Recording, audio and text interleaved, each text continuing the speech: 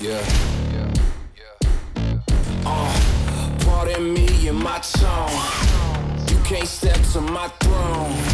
They ain't working like me. I did this on my own. You asking where we been, huh? I don't know where to begin, huh? All this dirt on my skin. I just came here to win. It's not a game, why you playing with me? You could double back, lose track, try and hang with me.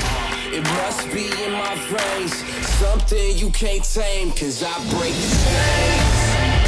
Can't control me. I got the power, I got the keys. Cause I break the chains. They try to hold me, I'ma push back. Just wait and you'll see.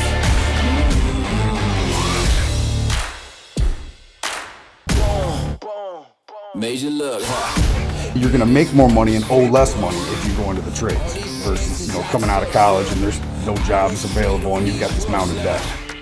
It's like a level up, you know what I mean? Like you just keep leveling up in this trade and it's really endless. The apprenticeship program is our future.